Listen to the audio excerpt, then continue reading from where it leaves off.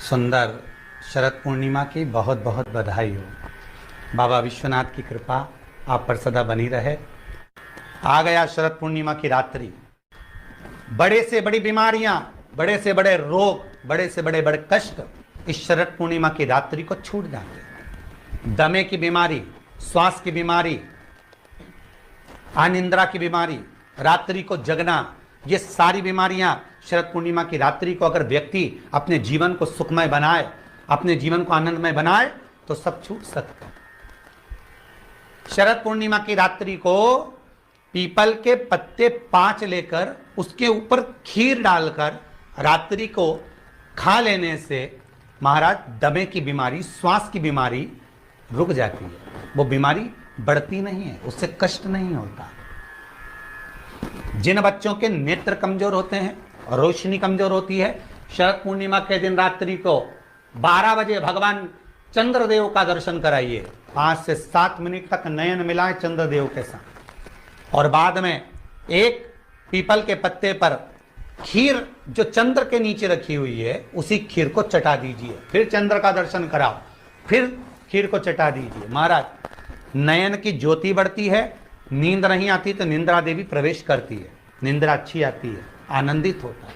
महाराज जिस व्यक्ति के शरीर में गांठ पड़ जाती हो, शरीर काला पड़ जाता हो, चट्टे पड़ जाते हो या दांत खाज खुजली हो जाता हो, उसके लिए भी शरद पूर्णिमा की रात्रि को 12 बजे महाराज भगवान चंद्रदेव के लिए 21 दिए जलाए जाते हैं।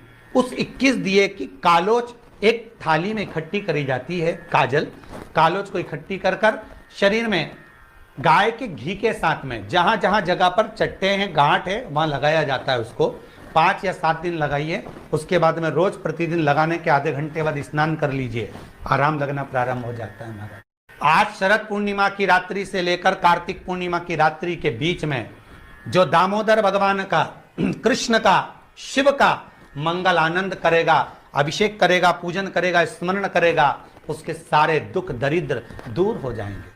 रात्रि को आप बड़े प्रेम से खीर बनाओ, चंद्रदेव की साक्षी में रखो, भोग लगाओ भगवान श्री हरि को।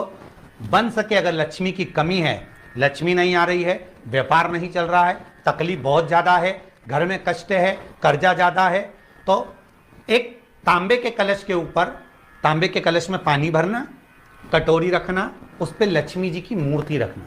लक्ष्मी जी की मूर्ति नहीं हो तो चांदी का सिक्का रखना। उसके सम्मुख में आप 31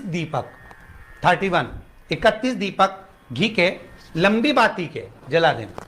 महाराज एक एक कमल गट्टा उस 31 दिए के अंदर डाल देना और लक्ष्मी जी का पूजन करना, लक्ष्मी जी का स्मरण करना, खीर का भोग लगाना, पान के पत्ते पर खीर रखना, 5 पत्ते पर खीर का भोग लगाना और माता लक्ष्मी से विनती करना।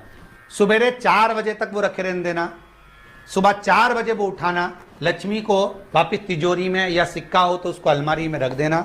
जो खीर बनी है वो प्रसाद के रूप में सुबह 8 बजे, 10 बजे, 9 बजे जब खाना हो प्रेम से खाना। माता जो दिए लगाए हैं वो ठंडे हो गए होंगे, उनको रखे रहने देना, बाद में काम आते रहेंगे, या दिए विसर्जन करना हो तो आपकी मर्जी है। पर वो मिट्टी के दिए लगेंगे, आटे के दिए नहीं लगेंगे, मिट्टी के दीप लगाना है आपको। 31 घी के दिए लगाना है। लक्ष्मी जी का पूजन करो, कंकु, चावल, हल्दी, मोली से, सब तरह से। शरद पूर्णिमा की रात्रि को सुख मिलेगा, आनंद मिलेगा, लक्ष्मी की वृद्धि होगी, कार्य सिद्धि होगी।